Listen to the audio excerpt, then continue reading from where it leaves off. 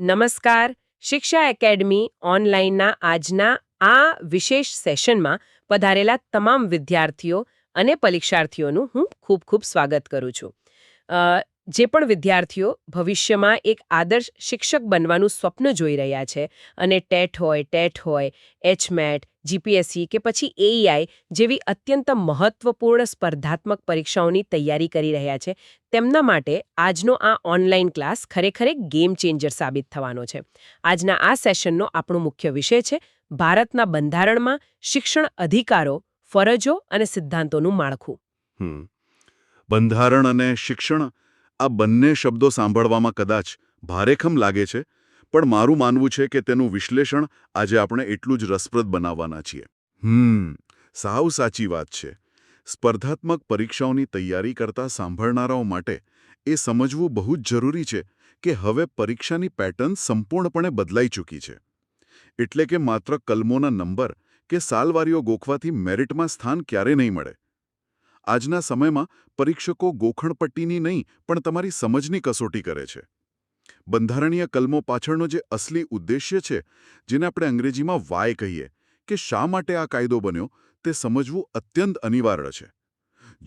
જો કાયદાનો મૂળ ઉદ્દેશ્ય એકવાર સમજાઈ જશે ને, તો પરીક્ષામાં કોઈ પણ પેચીદો એમસીક્યુ કે પછી વિધાનવાળો પ્રશ્ન પૂછાશે, સાચો જવાબ તરત જ મગજમાં ક્લિક થઈ જશે. હું હંમેશા ભાર મૂકું છું કે કોન્સેપ્ટ ક્લિયર હોવો જોઈએ. બિલકુલ, એક્ઝેક્ટલી. આ બહુ જ અગત્યની સલાહ છે. તો મારી વિનંતી છે કે પરીક્ષાર્થીઓએ પોતાની પેન અને નોટબુક અત્યારે જ સાથે રાખી લેવી, કારણ કે આજે ઘણી બધી પરીક્ષાલક્ષી નોંધ કરવાની છે. ચાલો આને વિગતવાર સમજીએ. હવે આપણે સ્લાઇડ નંબર 1 સમજીએ. આ સ્લાઇડનું શીર્ષક છે ભારતના બંધારણમાં શિક્ષણ અધિકારો, ફરજો અને સિદ્ધાંતોનું માળખું. અહીં સ્પષ્ટ કરવામાં આવ્યું છે કે ટેટ અને જીપીએસસી જેવી પરીક્ષાઓ માટે આ ખાસ તૈયારી છે, જેમાં ભાગ 3 એટલે કે મૂળભૂત અધિકારો, પછી ભાગ 4 એટલે કે માર્ગદર્શક સિદ્ધાંતો અને ભાગ 4A એટલે કે ફરજોનો સમન્વય જોવા મળશે. સાથે જ બે બહુ જ અગત્યના સુધારા, 42મો સુધારો જે 1976માં થયો અને 86મો સુધારો જે 2002માં થયો, તેના પર ખાસ ભાર મૂક્યો છે. આ ઉપરાંત ભાગ 17 હેઠળના ભાષાકીય કાયદાઓ અને અગાઉ પૂછાયેલા પ્રશ્નોનો પણ સમાવેશ છે. હા, આ પહેલી સ્લાઇડ ખરેખર આપણા આજના આખા સેશનનો મૂળ નકશો છે એમ કહીએ તો પણ ચાલે. પરીક્ષાર્થીઓએ ધ્યાનમાં રાખવું જોઈએ કે શિક્ષણનો વિષય એ બંધારણમાં કોઈ એક જ જગ્યાએ કેદ નથી કરાયો. તે અલગ અલગ ભાગોમાં ખૂબ જ સુંદર રીતે વહેંચાયેલો છે.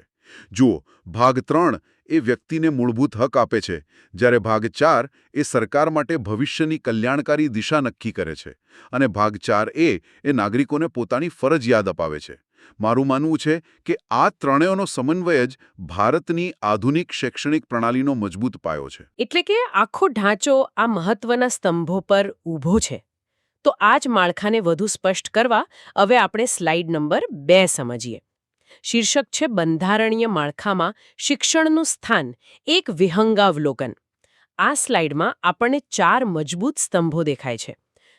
પહેલો સ્તંભ છે ભાગ 3 મૂળભૂત અધિકારો, જેમાં અનુચ્છેદ 12 થી 35 આવે છે, જેમ કે કલમ 21A, 28, 29 અને 30.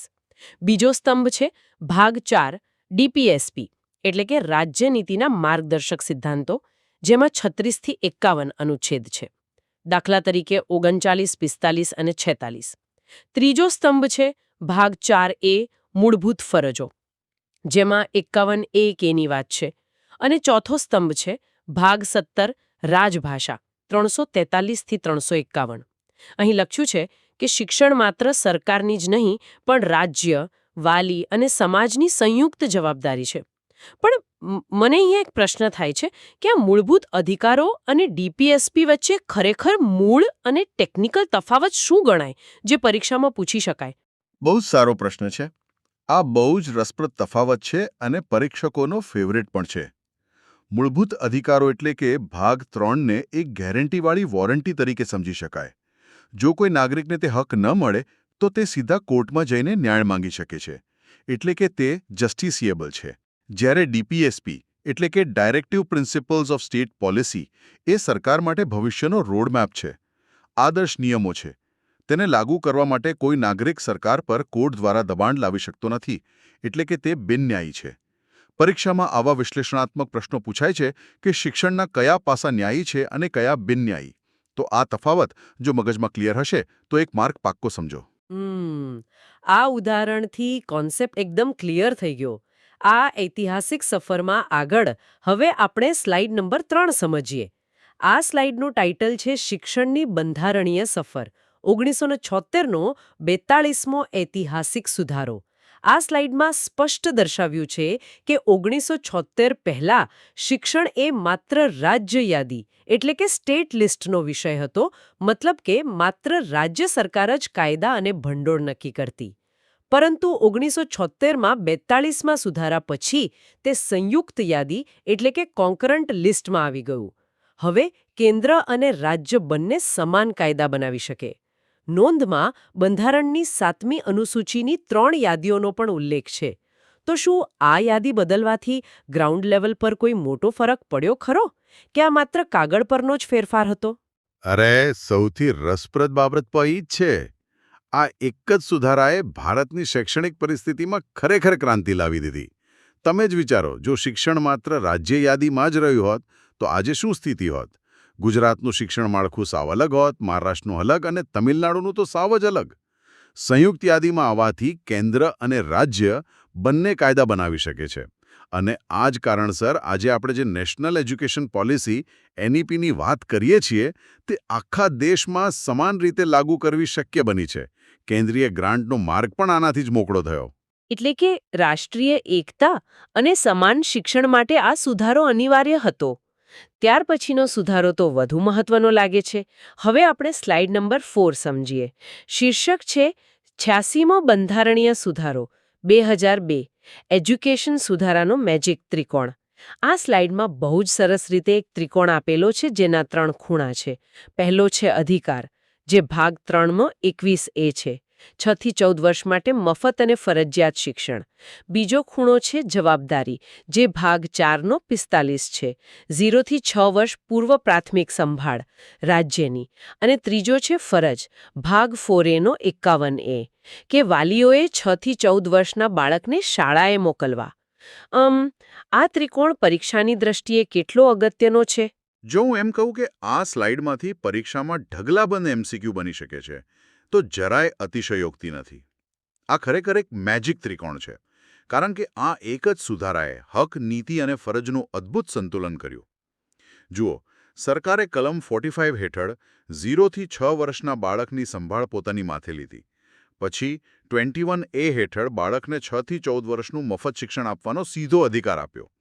પણ જો વાલી બાળકને શાળાએ મોકલે જ નહીં તો સરકાર શું કરે? એટલે તરત જ 51A કે ઉમેરીને વાલીની ફરજ પણ કાયદાકીય રીતે નક્કી કરી દીધી. વિદ્યાર્થીઓએ ખાસ નોંધ લેવી કે આ 86મા સુધારાએ જ 2009ના RTE એટલે કે રાઇટ ટુ એજ્યુકેશન કાયદાનો મજબૂત પાયો નાખ્યો હતો. આજ સમજીએ.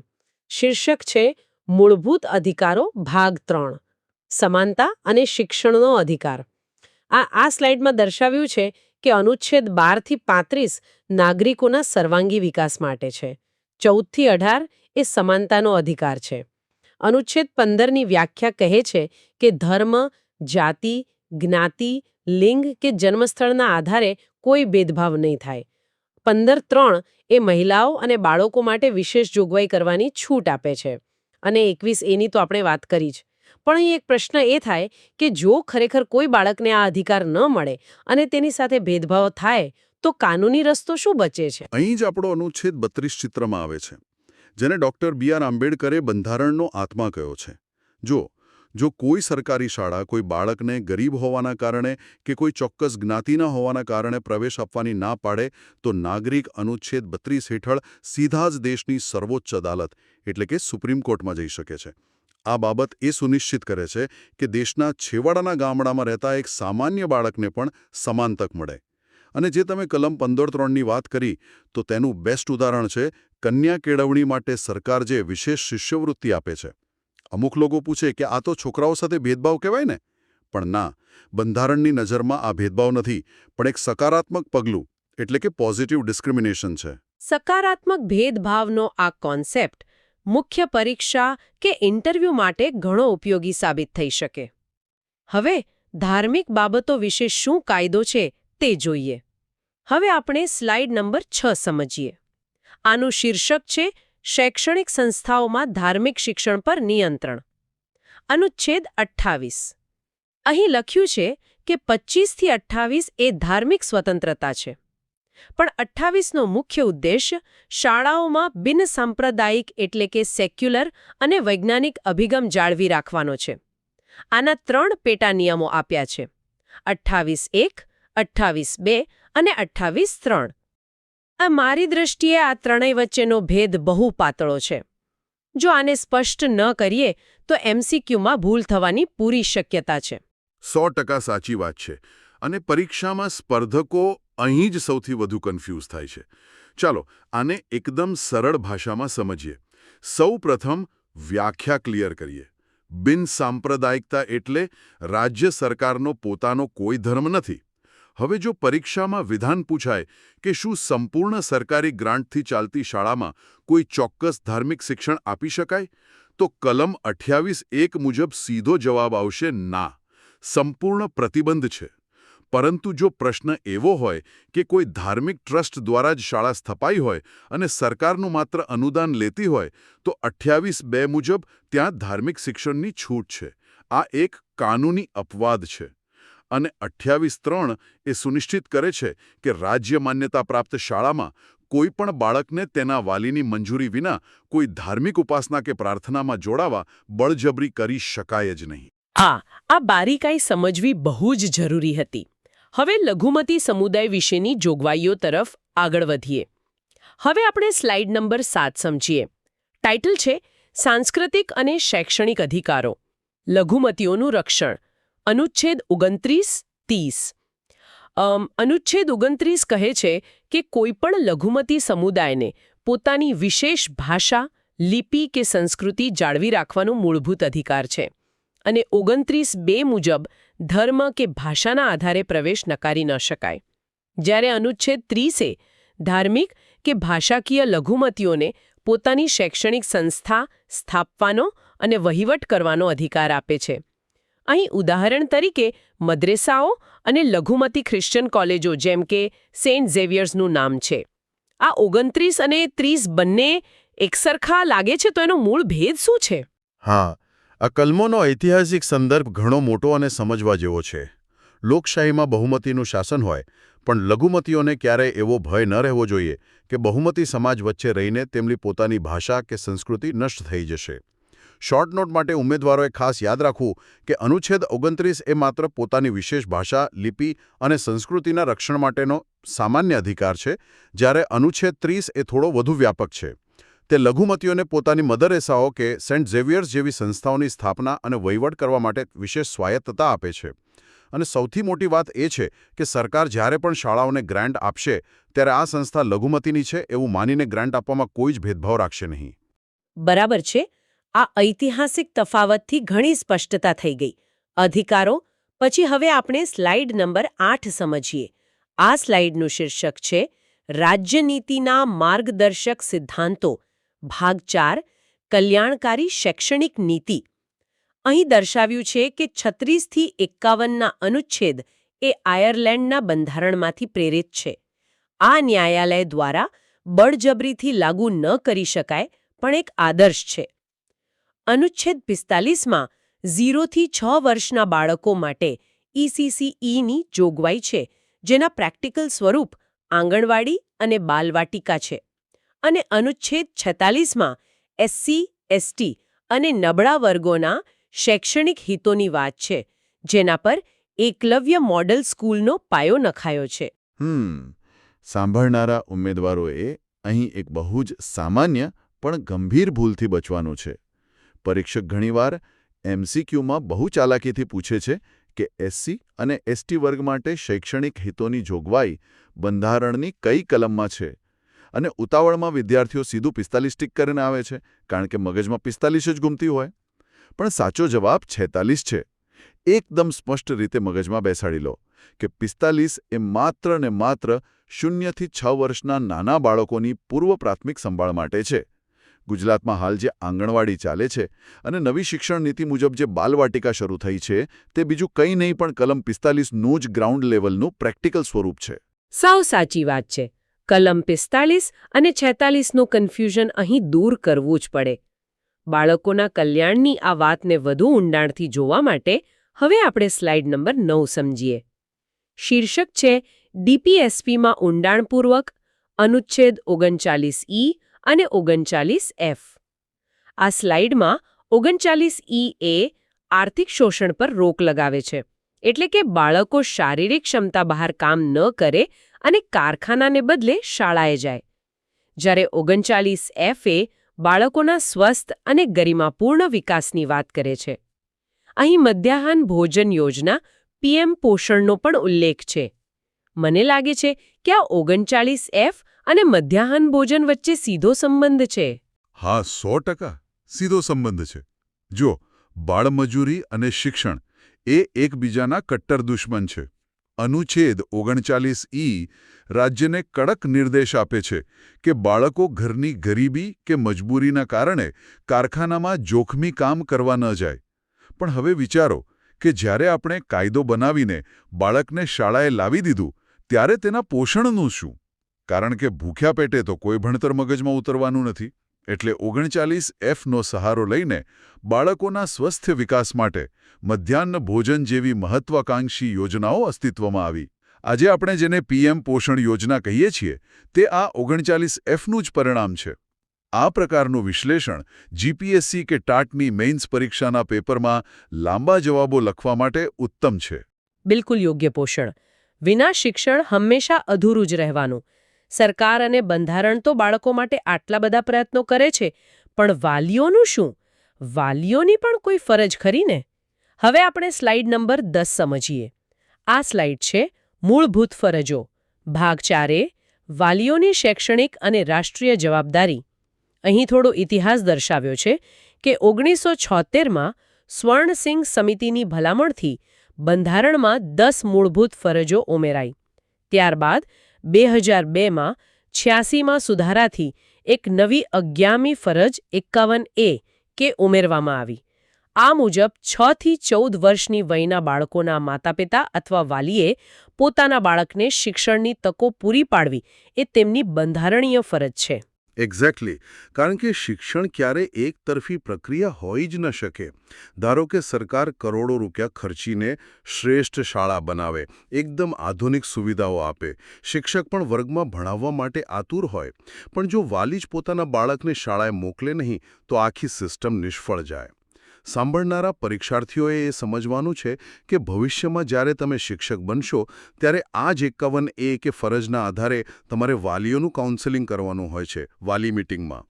સ્પર્ધાત્મક પરીક્ષામાં સીધો પ્રશ્ન પૂછાય છે કે 51A મુજબ શિક્ષણની તકો પૂરી પાડવાની પ્રાથમિક જવાબદારી કોની છે? તો તેનો સ્પષ્ટ જવાબ આવશે વાલીની અથવા માતા-પિતાની. એટલે કે આ જવાબદારી આખા સમૂહની છે, માત્ર સરકાર કે શિક્ષક પર ઢોળી ન શકાય. હવે આખા દેશના ભાષાકીય માળખા તરફ નજર કરીએ. હવે આપણે સ્લાઇડ નંબર 11 સમજીએ. શીર્ષક છે રાજભાષા અને શૈક્ષણિક માધ્યમની જોગવાઈઓ. ભાગ 17, અનુચ્છેદ 343. આમાં 343(1) સ્પષ્ટ કહે છે કે ભારતીય સંઘની રાજભાષા દેવનાગરી લિપિમાં હિન્દી રહેશે. અહીં એક બહુ મોટી નોંધ છે કે હિન્દી રાષ્ટ્રભાષા નથી. 343(2) મુજબ શરૂઆતના 15 વર્ષ એટલે કે 1950 થી 1965 સુધી અંગ્રેજીનો ઉપયોગ ચાલુ રાખવાની વાત હતી અને 343(3)A સંસદને કાયદા દ્વારા અંગ્રેજીની સમયમર્યાદા વધારવાની સત્તા આપે છે. આ સ્લાઇડમાં વિદ્યાર્થીઓની અનેક ગેરસમજો છુપાયેલી છે અને એક્ઝામિનર તેનો જ ફાયદો ઉઠાવે છે. ભારતમાં મોટાભાગના ઉમેદવારો એવું દ્રઢપણે માને છે કે હિન્દી એ આપણી રાષ્ટ્રભાષા એટલે કે નેશનલ લેંગ્વેજ છે. પરંતુ બંધારણીય રીતે ભારતની કોઈ રાષ્ટ્રભાષા છે જ નહીં. હિન્દી એ માત્ર રાજભાષા એટલે કે ઓફિશિયલ લેંગ્વેજ છે. આ MCQ વારંવાર પૂછાય છે અને લોકો ખોટો પાડીને આવે છે. બીજો પ્રશ્ન એ થાય કે જો 15 જ વર્ષ માટે અંગ્રેજી હતું તો આજે 2026માં પણ અંગ્રેજી માધ્યમ કેમ શિક્ષણમાં અને વહીવટમાં આટલું બધું ચાલે છે? કારણ કે અનુચ્છેદ 343(3) હેઠળ સંસદે પોતાની સત્તા વાપરીને કાયદા દ્વારા અંગ્રેજીનો સમયગાળો અનિશ્ચિત સમય સુધી લંબાવી દીધો છે. આ આખું મોટું ચિત્ર સમજવું જરૂરી છે. આ સ્પષ્ટતા તો લેખિત પરીક્ષામાં અને ઇન્ટરવ્યૂ બંનેમાં કામ લાગી શકે છે. ભાષાની વાત ચાલે જ છે તો માતૃભાષા વિશે શું કાયદો છે તે જોઈએ. હવે આપણે સ્લાઇડ નંબર 12 સમજીએ. આ સ્લાઇડનું ટાઇટલ છે ભાષાકીય લઘુમતીઓ અને માતૃભાષાનું રક્ષણ. અનુચ્છેદ 350A, 350B, 351. અનુચ્છેદ 350A મુજબ પ્રાથમિક કક્ષાએ માતૃભાષામાં શિક્ષણ મળી રહે તે માટે રાજ્ય પૂરતી સગવડો કરશે. શું નવી શિક્ષણ નીતિ એટલે કે NEP 2020માં જે માતૃભાષા પર ખૂબ જ ભાર મૂકવામાં આવ્યો છે તે આ જ કલમનો પ્રભાવ છે ખરો? બિલકુલ હા. માતૃભાષાના શિક્ષણના ફાયદા આજે આધુનિક મનોવિજ્ઞાન પણ સ્વીકારે છે. એક નાનું બાળક પોતાની માતૃભાષામાં જેટલી ઝડપથી અને સહજતાથી ગણિત કે વિજ્ઞાનના કોન્સેપ્ટ સમજે છે તે બીજી કોઈ પણ વિદેશી ભાષામાં નથી સમજી શકતો. એટલે NEP 2020માં ધોરણ 5 કે 8 સુધી જે માતૃભાષાનું માધ્યમ ફરજિયાત કરવાની વાત છે તેનો સીધો સ્ત્રોત આ અનુચ્છેદ 350A જ છે. આ ઉપરાંત પરીક્ષાર્થીઓએ ખાસ ધ્યાનમાં રાખવું કે 350B હેઠળ જે ભાષાકીય લઘુમતી અધિકારીની નિમણૂક થાય છે તે રાષ્ટ્રપતિ દ્વારા કરવામાં આવે છે, રાજ્યપાલ દ્વારા નહીં. પરીક્ષાના પ્રેશરમાં આ નાની વિગત જો ચૂકી ગયા તો મેરિટમાં મોટો ફરક પડી જશે. અને 351 તો હિન્દીના પ્રસાર અને વિકાસ માટે છે, જેથી તે ભારતની મિશ્ર સંસ્કૃતિની અભિવ્યક્તિ બની શકે. અદ્ભુત વિશ્લેષણ. હવે વહીવટી માળખાને વધુ સ્પષ્ટ રીતે સમજવા માટે હવે આપણે સ્લાઇડ નંબર 13 સમજીએ. શીર્ષક છે 1976 પહેલા અને પછી શૈક્ષણિક વહીવટમાં ઐતિહાસિક ફેરફાર. આપણે અગાઉ વાત કરી તેમ 1976 પહેલા શિક્ષણ રાજ્ય યાદીમાં હતું, જ્યાં સત્તા માત્ર વિધાનસભા પાસે હતી. અલગ અલગ નીતિઓ હતી અને કેન્દ્ર માત્ર સલાહકારની ભૂમિકામાં હતું. 1976 પછી સંયુક્ત યાદી આવવાથી કેન્દ્ર અને રાજ્ય બંને પાસે સત્તા આવી. પણ મારો એક પ્રશ્ન એ છે કે જો કોઈ શૈક્ષણિક મુદ્દે કેન્દ્ર સરકાર અને રાજ્ય સરકાર વચ્ચે સીધો કાયદાકીય વિવાદ કે ઘર્ષણ ઊભું થાય તો કોનો કાયદો માન્ય ગણાય? GPSC અને અન્ય પોલિટીના પેપરમાં આ પ્રશ્ન બહુ સામાન્ય છે અને વારંવાર આવે છે. જુઓ, સંયુક્ત યાદીના મૂળભૂત નિયમ મુજબ જો કેન્દ્ર અને રાજ્યના કાયદાઓ વચ્ચે ઘર્ષણ થાય તો હંમેશા કેન્દ્ર સરકાર એટલે કે સંસદનો કાયદો જ સર્વોપરી ગણાય છે. આ એક બહુ મોટા શિફ્ટની વાત છે. આ ઐતિહાસિક ફેરફારે જ ભારતની આખી શિક્ષણ પ્રણાલીને સંકુચિત પ્રાદેશિકતાથી બહાર કાઢીને વ્યાપક રાષ્ટ્રીયતા તરફ વાળી દીધી. આજે આપણે જે સર્વ શિક્ષા અભિયાન કે સમગ્ર શિક્ષા અભિયાન જેવી મોટી કેન્દ્રીય ગ્રેન્ટવાળી યોજનાઓ જોઈએ છીએ તે આ સંયુક્ત સત્તા વિના ક્યારેય શક્ય જ નહોતી બની શકી. બરાબર છે. હવે આ બધા જ કાયદાઓ અને જોગવાઈઓનો એક શિક્ષક તરીકે ક્લાસરૂમમાં કેવી રીતે પ્રેક્ટિકલ ઉપયોગ થાય તે આપણે જોઈએ. હવે આપણે સ્લાઇડ નંબર 14 સમજીએ. શીર્ષક છે શિક્ષકો અને આચાર્યો માટે કાનૂની જોગવાઈઓનો વ્યવહારુ ઉપયોગ. ખાસ કરીને સ્પર્ધાત્મક પરીક્ષા ટાટ કે HMATમાં પરિસ્થિતિજન્ય એટલે કે કેસ સ્ટડી બેઝડ પ્રશ્નો બહુ પૂછાય છે.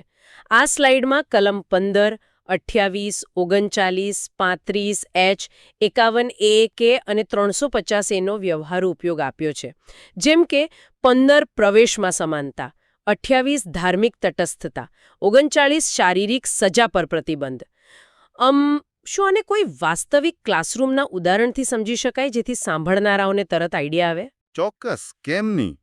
ધારો કે મુખ્ય પરીક્ષામાં તમને કેસ સ્ટડી પૂછાય કે તમે એક સરકારી શાળાના આચાર્ય છો અને તમારી શાળામાં એક નવો વિદ્યાર્થી પ્રવેશ લેવા આવે છે, જે વિસ્તારની મુખ્ય ભાષા જાણતો નથી અને માત્ર પોતાની સ્થાનિક આદિવાસી ભાષા જ બોલે છે.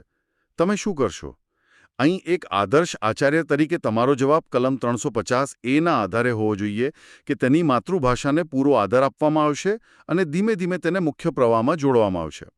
બીજું, એક બહુ કોમન ઉદાહરણ લઈએ. વર્ગમાં કોઈ બાળકને શારીરિક સજા કરવી એ માત્ર RTEનો જ ભંગ નથી, પણ અનુચ્છેદ 39E અને Fના જે ગરિમાપૂર્ણ વિકાસના બંધારણીય સિદ્ધાંતો છે તેની પણ સીધી વિરુદ્ધ છે. આવા કેસ સ્ટડીઝ એચમાર્ટના ઉમેદવારો માટે ખરેખર બ્રહ્માસ્ત્ર સમાન છે. વાહ! આ પ્રેક્ટિકલ નોલેજ જ ઉમેદવારને ગોખણપટ્ટીમાંથી બહાર કાઢીને એક સારા શિક્ષક બનાવશે. ચાલો હવે રિવિઝન માટેની એક અત્યંત અગત્યની સ્લાઇડ પર આવીએ.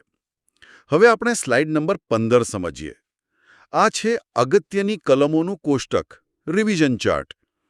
આ સ્લાઇડમાં બહુ જ સરસ રીતે એક જ ચાર્ટમાં ભાગ 3, 4, 4A અને 17ની તમામ કલમો જેવી કે 21A, 45, 46, 51A કે 343 બધું એકસાથે ટેબલ સ્વરૂપે મૂક્યું છે.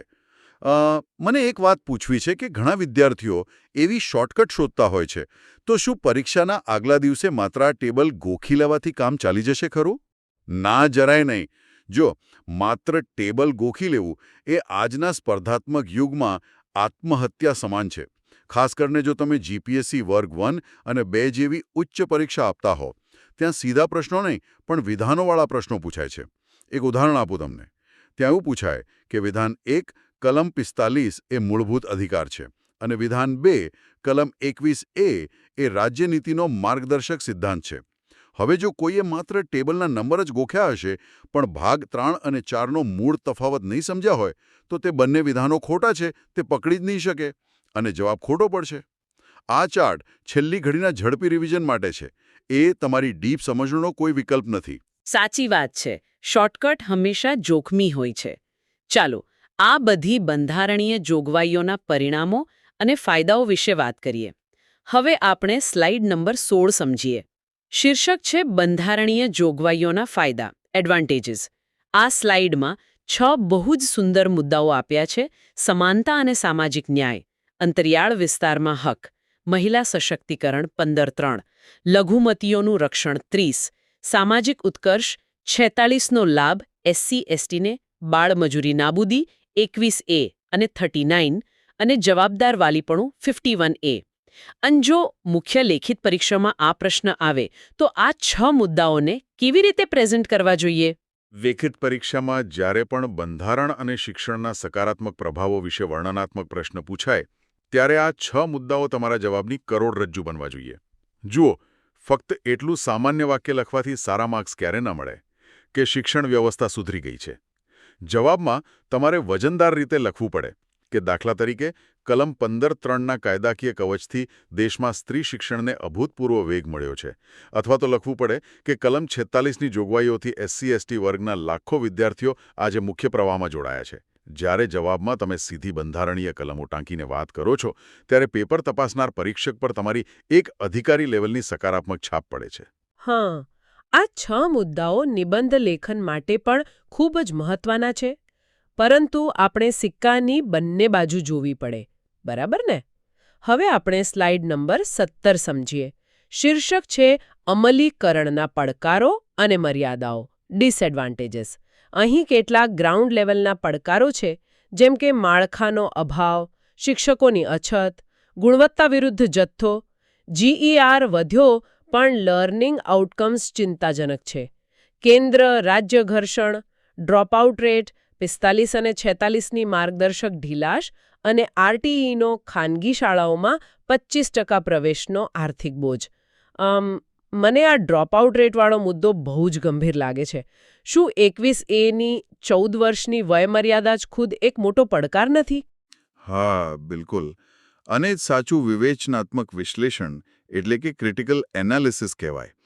જો કલમ 21Aનો અમલ થવાથી આપણે ધોરણ 8 સુધી બાળકોને શાળામાં લાવી તો દીધા, એટલે કે આપણો ગ્રોસ એનરોલમેન્ટ રેશિયો GER ચોક્કસ વધી ગયો.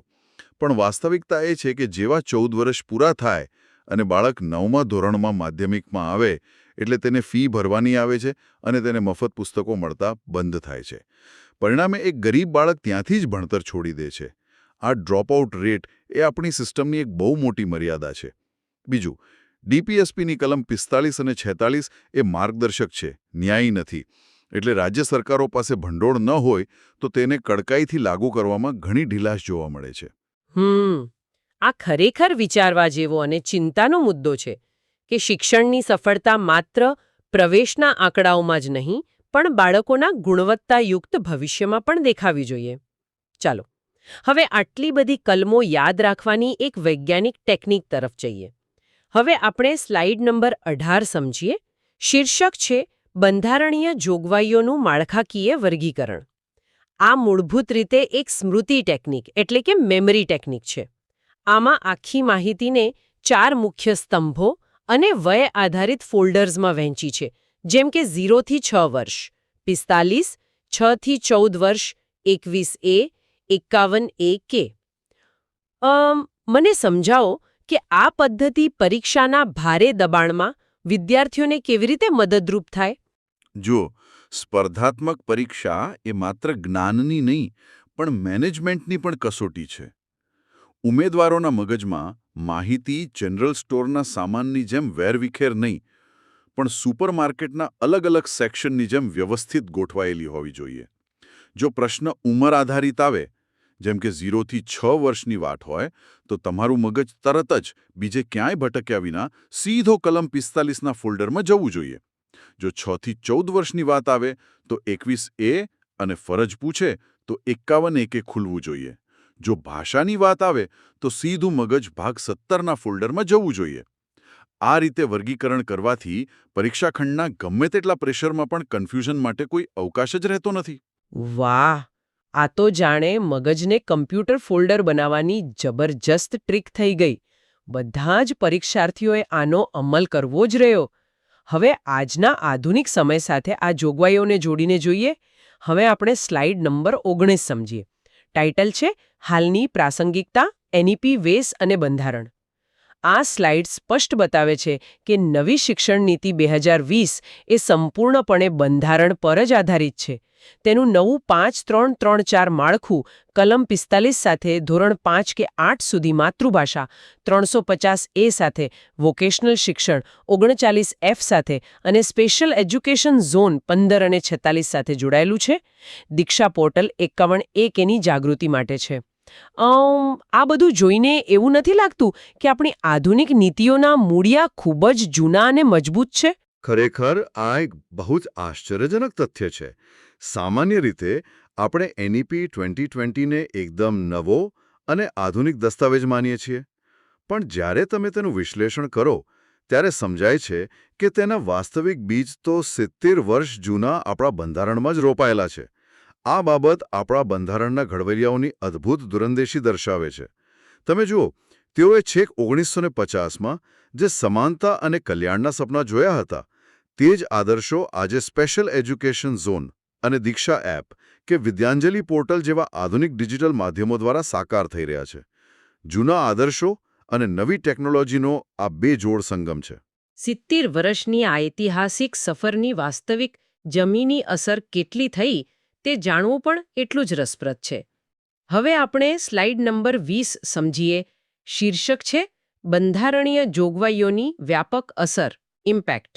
આ સ્લાઇડના આંકડાઓ કહે છે કે દેશમાં સાક્ષરતા દર 18%થી વધીને 77%થી વધુ થયો છે. છોકરીઓના ડ્રોપઆઉટમાં મોટો ઘટાડો થયો છે. સામાજિક ગતિશીલતા વધી છે, એટલે કે SC/STના પ્રથમ પેઢીના અધિકારીઓ બન્યા છે. બાળમજૂરીમાં ઘટાડો થયો છે, વૈજ્ઞાનિક અભિગમ વધ્યો છે અને GER લગભગ 100%ની નજીક પહોંચ્યો છે. મેન્સમાં તો ઠીક, પણ આ આંકડાઓ મૌખિક ઇન્ટરવ્યૂમાં કેવી રીતે જાદુ કરી શકે? બહુ મોટો જાદુ કરી શકે. ધારો કે જ્યારે ઉમેદવાર GPSC કે HMATના ઇન્ટરવ્યૂ બોર્ડની સામે બેઠા હોય અને સામેથી પ્રશ્ન પૂછાય કે આટલા બધા શૈક્ષણિક કાયદાઓએ દેશમાં વાસ્તવિક શું બદલાવ લાવ્યો છે, ત્યારે આમ તેમ ગોળ ગોળ વાત કરવા કરતાં જો આત્મવિશ્વાસથી એમ કહેવામાં આવે કે સર, 1947માં આપણી સાક્ષરતા માત્ર 18% હતી, જે આ કાયદાઓને કારણે આજે 77%થી વધુ છે, તો ઇન્ટરવ્યુઅર પર તેની ખૂબ જ વજનદાર છાપ પડે છે.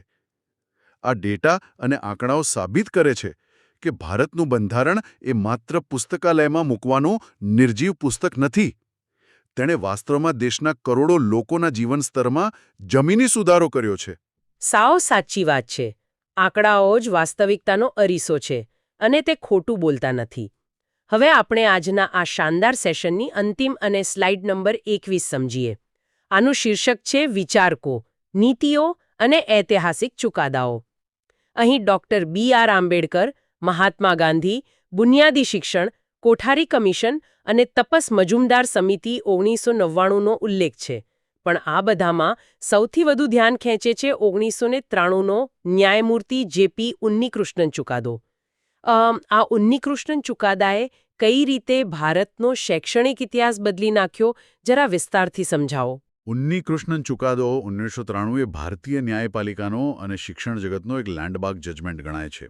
સુપ્રીમ કોર્ટે અહીં ખૂબ જ દાર્શનિક પણ કડક વાત કરી કે માત્ર શ્વાસ લેતા રહેવું એને જીવન ન કહેવાય.